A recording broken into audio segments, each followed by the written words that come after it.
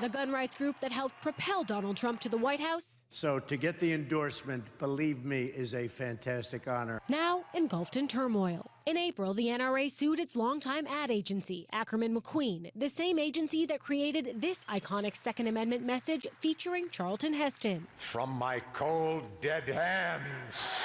The bitter split was roiling the NRA behind the scenes at their annual meeting weeks later in Indianapolis. You are great American patriots. Chris Cox, Wayne LaPierre, Oliver North, three extraordinary champions for the Second Amendment. But North, then the NRA president, was on his way out. A day earlier, NRA CEO Wayne LaPierre told the board of directors North was trying to extort him. LaPierre claimed North told him to step down as CEO or face a smear campaign.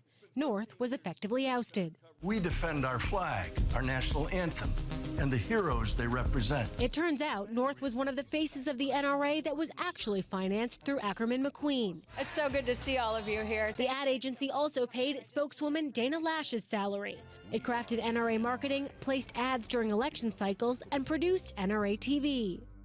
The embarrassing allegations North warned about emerged online, posted anonymously and verified by CNN. They painted a picture of financial mismanagement at the NRA, with LaPierre at the helm and North sounding the alarm. LaPierre makes $1.4 million from the NRA. On top of that, Ackerman picked up the tab for $275,000 for LaPierre's high-end Italian clothing, $240,000 for his travel to destinations including the Bahamas and Italy, and $14,000 for an apartment for a summer intern. The NRA said they were all legitimate business expenses. A letter from North to NRA board members questioned the NRA's spending habits and the $24 million in legal fees the NRA shelled out over 13 months.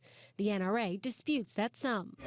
All of this dysfunction delighting the NRA's critics. It's like watching a five-alarm fire, but what's amazing about this is that the NRA itself lit the match. I think that they are going to be hobbled, and I think that this is just going to play out day by day, week by week, month by month, leading up to 2020, and it will keep them on the sidelines. The NRA and Ackerman officially severed ties, shutting down NRA TV as a result, bringing an end to controversial broadcasts like this one, mocking diversity in the Thomas and Friends children's show by putting KKK hoods on the trains. Oh, was it because I see it? It was the white hoods and the burning train tracks. Okay, fine, fair point, fair, I get it.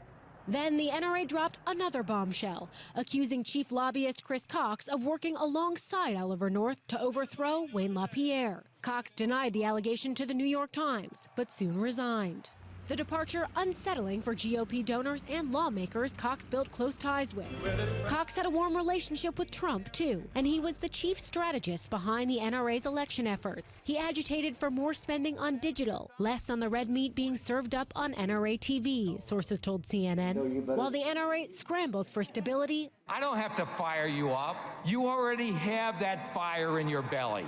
Democrats are readying for a fight. I'm the only guy ever nationally beat the NRA. I have a D- voting record from the NRA. The NRA holds Congress hostage. The NRA says it's happy to be underestimated. We are very focused on 2020, an NRA spokesman tells CNN. Our members know what's at stake, from draconian gun control schemes, from gun confiscation to registration. So they will be out in force, and the NRA will make sure of it. Sarah Murray, CNN, Washington. So much of who I am was forged in the heat and the grit and the pressure and the struggle of being a football player.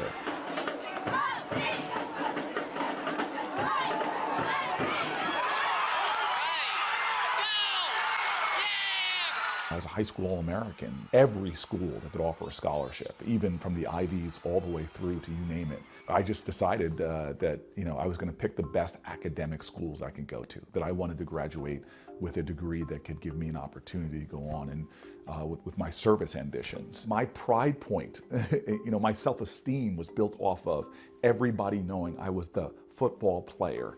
And in those first 2 years, I kept working hard on the field. Transforming my body even. But I said, you know what? I'm going to kill this academic thing. By the time I started playing, my life was formed. Now that made it difficult with my coaches because I still remember the tension by the time they wanted to start me and play me, with realizing, wait a minute, this guy is working at a suicide crisis hotline until late in the night, you know, and he's got practice the next morning. This guy is the president of his class. I still remember being yelled at, Mr. President, get your blank back in the huddle. I hope that this sport is around for generations to come because of the gifts it's given, the way it's helped to unify a country many times, and helped a lot of leaders like myself on both sides of the aisle. I have real issues with the NCAA that now as a senator, I'm trying to push. If we take the route of changing things, we can help this sport evolve so it can be preserved. This moment in politics for me has echoes and resonance with so much of my entire career, where you are seen as the David getting on a field with Goliaths. I just have this extraordinary faith that this is all as it should be, and that this could be one of those great comeback stories like we've seen before in politics, like we've seen before in football, and that no matter what, God has a plan. And even if something seems like the worst defeat for me, all through my life, my worst defeats have always ended up opening up